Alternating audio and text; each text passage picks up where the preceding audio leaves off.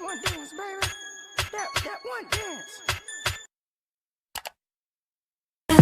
You're just my type. I've been looking for a boy who can treat me right.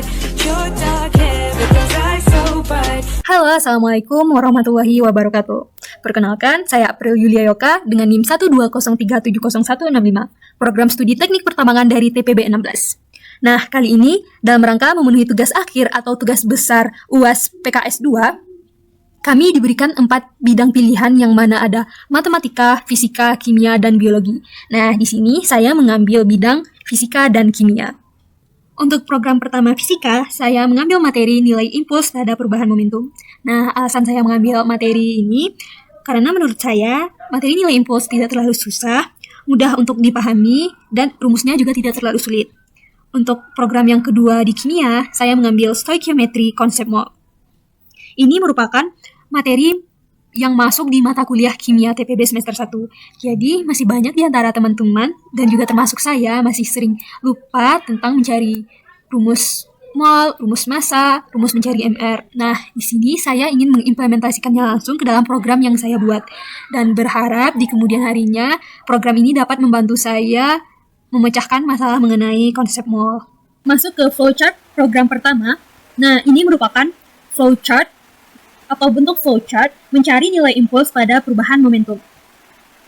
Diawali dengan main, kemudian mendeklarasikan variabel n, run, dan i dengan tipe data integer, mendeklarasikan variabel y dengan tipe data string, kemudian run sama dengan 1. Mendeklarasikan pengeluaran output mencari nilai impuls pada perubahan momentum. Lalu output rumus yang dipakai adalah I sama dengan M dikali V1 dikurang V0. Masuk ke kondisi perulangan while di mana run sama dengan 0. Lalu berlanjut pengeluaran output. Berapa banyak data yang ingin Anda cari, kemudian memasukkan input n. Kemudian mendeklarasikan real array impulse n, real array massa n, real array V1n, dan real array V0n. Kemudian pengeluaran output, Anda diminta untuk memasukkan nilai. Pengeluaran output M, V1, dan V0. Masuk ke kondisi perulangan for di mana pengeluaran output data ke output nilai M, kemudian memasukkan input massa, output nilai V0, kemudian memasukkan input V0. Lalu pengeluaran output nilai V1 dan untuk memasukkan input V1. Nah, rumus yang kita gunakan di sini untuk mencari nilai impuls adalah massa dikali V1 dikurang V0. Lanjut ke kondisi perulangan for di mana output meminta hasil impuls. Kemudian program selesai. Sebelum itu output masih mengeluarkan. Pengguna dapat mengulangi program lagi dengan menuliskan ya. Lalu output apakah pengguna ingin mengulangi program. Nah, setelah itu user meminta masukkan input sebanyak data Y. Masuk ke kondisi percabangan if di mana jika kita menginputkan atau memasukkan ya, maka program akan berlanjut. Namun jika kita memasukkan user atau menginputkan 0, maka program akan berakhir atau terhenti dan program selesai. Nah, itulah flowchart dari program 1. Sekarang langsung masuk ke codingan program 1. Nah, ini merupakan program codingan dari program 1 mencari nilai impuls pada perubahan momentum. Selalu input IOStream, integer main, mendeklarasikan variabel n, run sama dengan 1 dengan tipe data integer, mendeklarasikan variabel y dengan tipe string. Lalu di sini saya juga menggunakan float impulse, array n, massa n, v1n, v0n. Dan di sini ada sedikit perkenalan tentang saya. Selanjutnya ada output pengeluaran mencari nilai impuls pada perubahan momentum. Output pengeluaran lagi, rumus yang dipakai adalah I sama dengan M dikali V1 dikurang V0. Di sini saya juga menggunakan perulangan while, perulangan for, dan juga menggunakan kondisi percabangan if dan kondisi percabangan else. Setelah perulangan while, kita diminta berapa banyak data yang ingin kita cari, lalu memasukkan input. Setelah itu pengeluaran, Anda diminta untuk memasukkan nilai yang akan kita masukkan yaitu M, V1, dan V0. Setelah itu masuk ke perulangan for, ada integer I sama dengan 0 di mana I kecil dari N, I plus plus. Pengeluaran data selalu I ditambah 1. Kemudian cout nilai, ada memasukkan input massa, pengeluaran nilai V0, memasukkan nilai V0, pengeluaran nilai V1, dan memasukkan input V1. Rumus yang kita gunakan untuk mencari nilai impuls array I sama dengan massa array I dikali V1 array I dikurang V0 array I. Nah, selanjutnya masuk ke perulangan for, di mana integer I sama dengan 0, I kecil dari N. Setelah itu ada cout hasil impuls ke I ditambah 1, impuls array I. Lanjut ke, setelah itu ada output program selesai. Namun sebelum itu pengguna dapat mengulangi program lagi dengan menuliskan ya. Apakah pengguna ingin mengulangi program? Nah, masuk ke kondisi percabangan if jika kita memasukkan kondisi atau menginput iya, maka program akan berlanjut. Namun di sini kita juga menggunakan kondisi percabangan else. Jika kita menginputkan data 0, maka program akan terhenti dan program berakhir. Selesai. Nah, inilah codingan dari program pertama.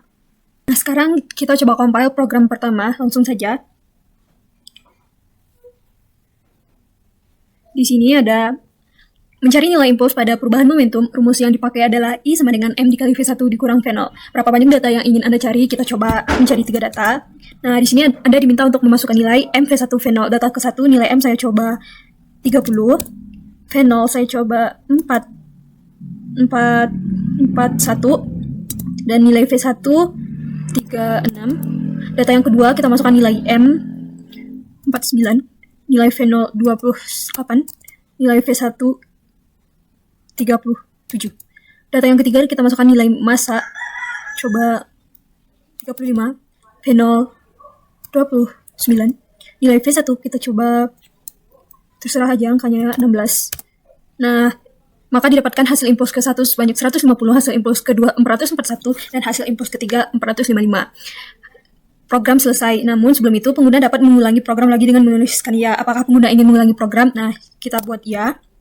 Maka program akan berulang. Berapa banyak data yang ingin Anda cari? 1. Misalnya, data ke-1 kita coba masukkan 25, nilai V0 20, dan nilai V1 kita masukkan 15. Program selesai. Pengguna dapat mengulangi program lagi dengan menuliskan ya. Apakah pengguna ingin mengulangi program? Untuk mengakhiri program, maka saya akan menginputkan 0. Setelah itu program berakhir. Nah, ini merupakan hasil compile dari program pertama. Nah, sekarang kita masuk ke flowchart program kedua. Ini merupakan bentuk flowchart stoikiometri kimia konsep mol. Setiap flowchart selalu diawali dengan main, kemudian mendeklarasikan variabel Z dengan tipe integer, mendeklarasikan variabel C dengan tipe string, mendeklarasikan variabel I jum dengan tipe integer, lalu jum sama dengan 0. Kemudian mendeklarasikan real array N dengan indeks 100, MR 100, dan MR 100. Kemudian ada pengeluaran output mol, output banyak percobaan. Kemudian user meminta input masukkan variabel Z. Lalu ada output pengeluaran, ada jenis variabel, mol, massa, MR, dan output pengeluaran variabel yang ingin diinput. Nah, lalu user meminta masukkan input sebanyak variabel C. Masuk ke kondisi percabangan if, di mana jika saya memasukkan variabel n, maka terjadi perulangan for, di mana i sama dengan 1 sampai variabel sebanyak z. Kemudian ada pengeluaran output percobaan, output inputkan nilai, output m. Lalu user meminta masukkan input m, kemudian output mr, ada user meminta masukkan input mr. Kemudian rumus yang kita gunakan untuk mencari nilai n atau mol adalah m per mr atau massa per massa molekul relatif. Kemudian masuk ke output hasil dan output jum, dan program berakhir. Begitu juga jika kita memasukkan variabel m. Di sini yang membedakan hanya pada rumus.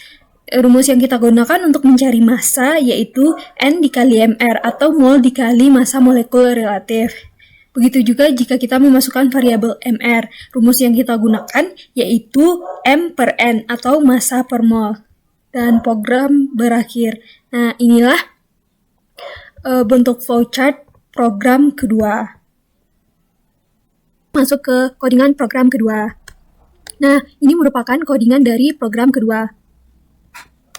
Selalu diawali dengan include iostream, mendeklarasikan integer main, mendeklarasikan variabel f dengan tipe string, mendeklarasikan variabel z dengan tipe integer, lalu ada float n dengan indeks 100, m100, mr100, kemudian ada float jum sama dengan 0. Stoikiometri kimia konsep mol. Nah, di sini kita diminta pengeluaran output, banyak percobaan, kemudian memasukkan input variabel Z. Setelah itu pengeluaran output jenis variabel, mol, massa, dan MR. Lalu pengeluaran output variabel yang ingin dihitung. User meminta input masukkan variabel F. Masuk ke kondisi percabangan if, di mana F sama dengan N. Lalu perulangan for integer I sama dengan 0, I kecil dari Z I++. Lalu pengeluaran output percobaan, inputkan nilai, dan M. Lalu user meminta masukkan variabel M. Setelah itu output MR, lalu inputkan MR. Setelah itu, rumus yang kita gunakan jika memasukkan variabel N adalah M per MR atau massa dibagi massa molekul relatif, dan keluarlah hasilnya. Namun di sini kita juga memakai kondisi percabangan else if, di mana jika kita memasukkan variabel M, maka perulangan integer I sama dengan 0, I kecil dari Z I++.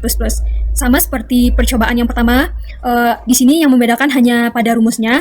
Rumus yang kita gunakan untuk mencari M atau massa adalah N dikali MR atau mol dikali massa molekul relatif, dan keluarlah hasilnya. Sebaliknya begitu pula dengan jika kita memasukkan variabel MR. Rumus yang kita gunakan di sini adalah massa dibagi mol atau M per N. Dan program berakhir. Nah, inilah codingan dari program kedua. Nah, sampailah di penghujung. Sebanyak inilah codingan dari saya. Kalau ada yang keliru atau tidak pada tempatnya, saya mohon maaf karena di sini saya masih belajar. Sekian, Assalamualaikum warahmatullahi wabarakatuh.